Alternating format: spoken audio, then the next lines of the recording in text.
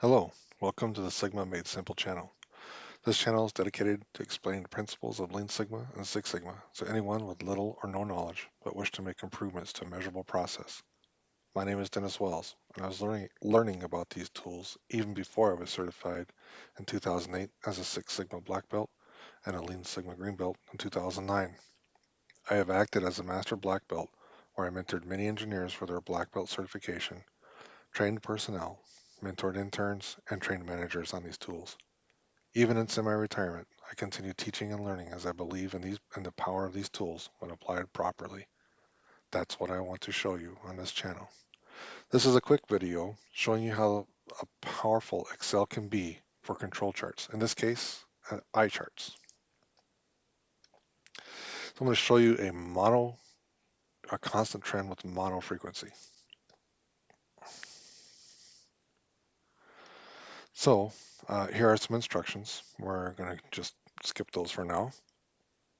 I'm going to scroll out a little bit. I showed you this in another video, but I figured let's review them all. There's four different types. From an operator's point of view, they can put in here a new variable, and it will tell them if something statistically significant has happened. It will do this for one variable above the upper control limit. It'll do this if you've got two variables, two of three above. And it will also do, let's see, we do 240, 240, 240, 240. 4 out of 5. It also does 8 on the same side. Now this will do the same thing if it's above or if it's below. Again, all the data points have to be on the same side of the mean, but the important point here is that the operators don't have to understand all the rules. They just have to look, put a new variable in, and then look at what this tells them, and then it could tell them to whenever they see any in there, anything in there that they are to call their engineer. Not going to save this. Now let's look at a constant trend multi-frequency. You're going to notice the frequency here is by month. So if we look at January, so what this is going to do is it's in this sheet, it's going to compare January of this year to January of last year.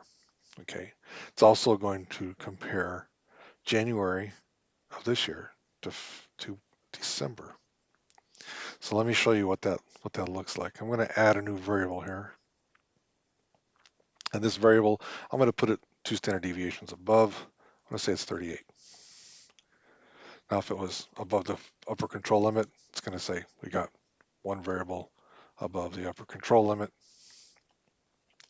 Then let's say you go to February. And then let's say in February, you've only got, I'm going to zoom out a little bit. Let's say you're going to add another variable. Let's say it's just above 2. Now, if you were just looking at February of last year to February of this year, there's nothing statistically significant going on.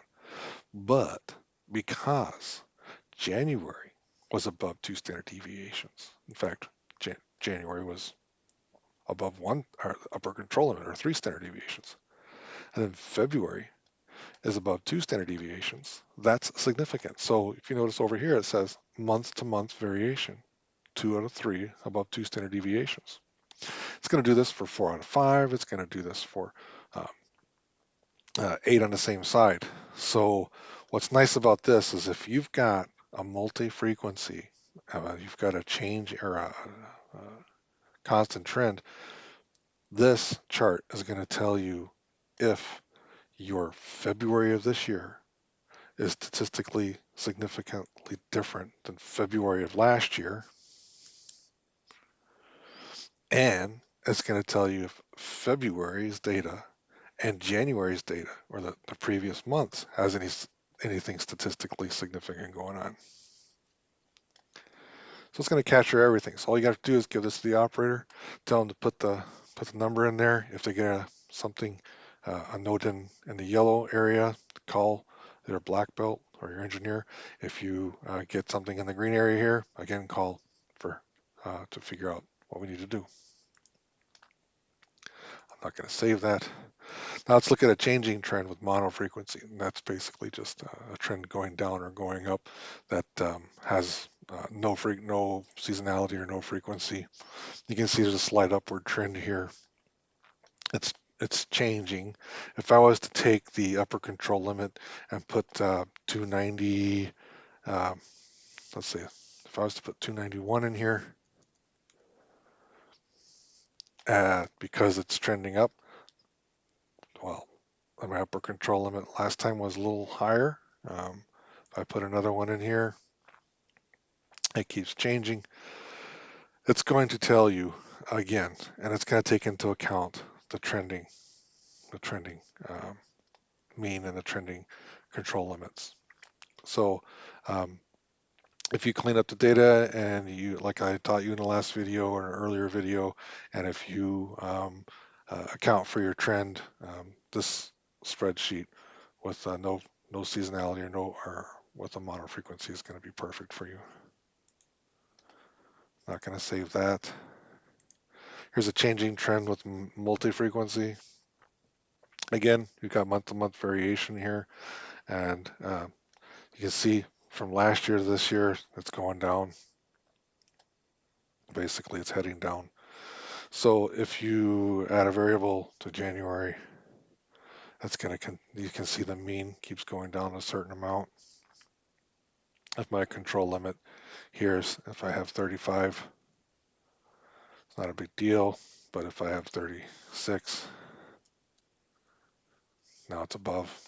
Then I go to February. I'm going to zoom out. February's got another trend going down. Now, if I'm going to have a 34 here, again, it's not significant from last year. February is basically within the specs, but because January was above the control limit, and then February's more than 2, it's going to tell me in this green area. So it works very similarly to the other chart that I showed you, but it is for a trend or a changing mean and changing standard deviation.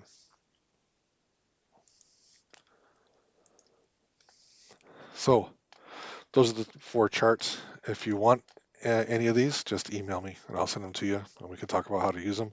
If you need help cleaning up data, just let me know. I'll be happy to do that as well. So the next video is going to go back to the original value stream map that we created in video number 1 of this series on value stream maps. And we're going to see what we learned and we're going to see what we can do to improve on. If you found this video useful, like it, subscribe to the channel, and share it with anyone else who may find it useful. If you didn't find this video useful, then subscribe in the hope that an upcoming video will be useful. Eventually, we'll go through the projects using the Lean Sigma and Six Sigma tool, as well as tools needed to support them. Remember, a wise person learns from their mistakes, while a genius learns from the mistakes of others. Until the next video, take care.